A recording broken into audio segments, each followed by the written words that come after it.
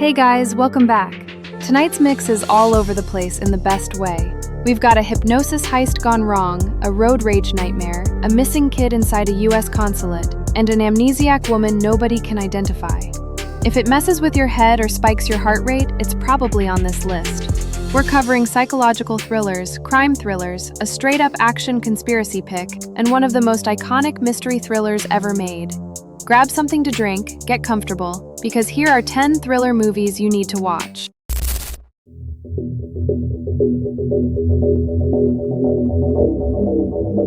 Number 10, Gone Girl. A husband reports his wife missing on their 5th wedding anniversary, and as the media circus descends and the police investigation closes in, everything about his marriage, and his own innocence, starts unraveling in ways nobody sees coming, twist after twist after twist. Ben Affleck plays Nick Dunn, believably slippery in exactly the right ways, with Rosamund Pike delivering an absolutely iconic performance as Amy that genuinely reshaped what a psychological thriller could be and do. If you haven't seen this yet, I'm almost jealous because the midpoint twist is one of the best in the genre, full stop, and it completely recontextualizes everything that came before it. This one's divisive for how bleak and cynical its view of marriage is, and it's not a film that leaves you feeling good afterward, but that unflinching darkness is exactly what makes it unforgettable. This is the psychological thriller against which I measure basically everything else on this list.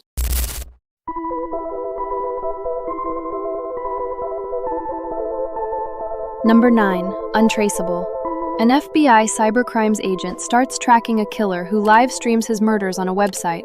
And the sick twist is that the more traffic the site gets, the faster his victims die, which means every curious click from a stranger somewhere else in the world is speeding up someone's death.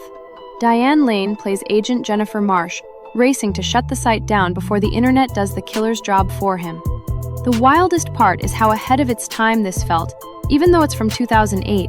It basically predicted the darker side of viral culture and our collective addiction to watching before we think. This crime thriller drags a little in its middle stretch as the investigation grinds through procedure, but the concept alone makes it worth revisiting, especially now that we actually live in the exact world it was warning us about.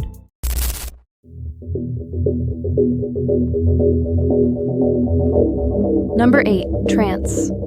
An art auctioneer gets caught in the middle of a heist gone sideways, takes a blow to the head, and wakes up with no memory of where he hid the stolen painting. The crew he's working with doesn't believe him, so they bring in a hypnotherapist to dig through his mind and find the answer.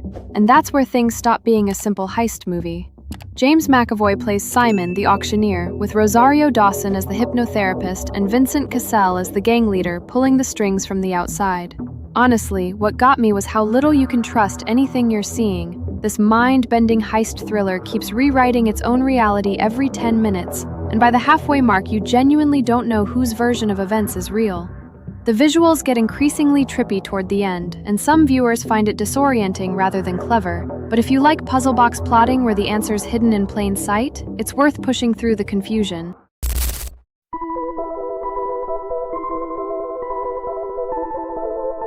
Number 7, Run.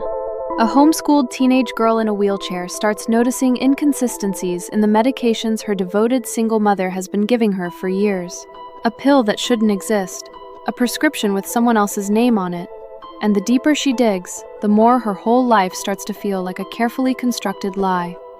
Sarah Paulson plays the mother, unsettling in how normal and loving she seems even as the walls close in, with Kiara Allen turning in a genuinely great breakout performance as her daughter Chloe.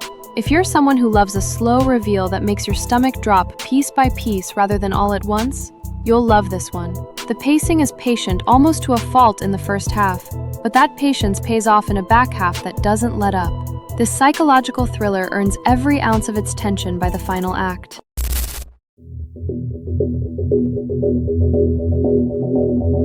Number 6, The Marked Woman. A woman is found bound and gagged inside a shipping container at the port of Barcelona with zero memory of who she is, how she got there, or why someone wanted her dead. And before she's even stable enough to answer questions, someone tries to finish the job in her hospital room. Candela Peña plays Detective Ana Ripoll, returning to work after a personal tragedy of her own, with Ana Rujas as the woman racing to piece together an identity that keeps slipping through her fingers every time she gets close.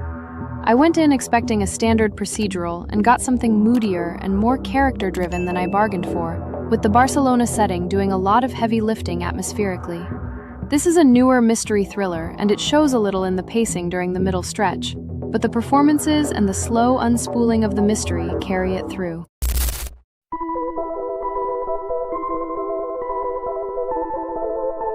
Number 5. Watcher. A woman moves to a new city with her husband, doesn't speak the language, and almost immediately becomes convinced that the man in the apartment across the street is watching her, and that he might be connected to a string of murders happening in the neighborhood. Micah Monroe plays Julia, increasingly isolated and dismissed by everyone around her, including her own husband, even as her instincts keep screaming that something is deeply wrong. The premise taps into something a lot of people will recognize, being told you're overreacting or imagining things when deep down you know you're not. This slow-burn psychological thriller isn't packed with action or jump scares, and some people find it too restrained or quiet for their taste. But the dread it builds through sheer atmosphere is some of the most effective I've seen in recent years.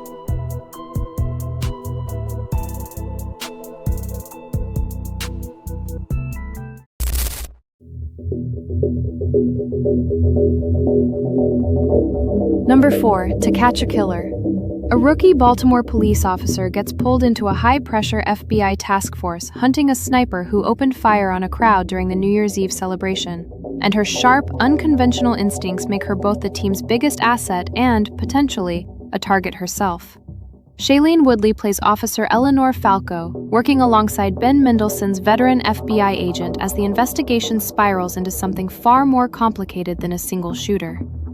What surprised me is how procedural and grounded this crime thriller feels compared to flashier, more stylized serial killer movies. It leans into the tedium and grind of actual investigative work. The ending divides people a bit in terms of how it wraps things up, but the tension of the manhunt itself is genuinely well executed from start to finish.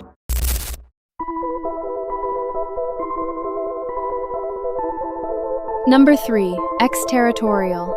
A former Special Forces soldier brings her young son to the U.S. consulate in Frankfurt for a routine visa appointment, and he vanishes without a trace while she's momentarily out of the room, with consulate officials flatly insisting he was never even there in the first place. Jean Gourceau plays Sarah Wolfe, battling both PTSD from her military service and a wall of bureaucratic denial as she uncovers a conspiracy running through the building itself, with Dougray Scott as the consulate security officer hiding secrets of his own. The wildest part is that Sarah technically has more power to fight back here than in a typical missing child thriller. She's trained for exactly this kind of situation, and it shows in every confrontation.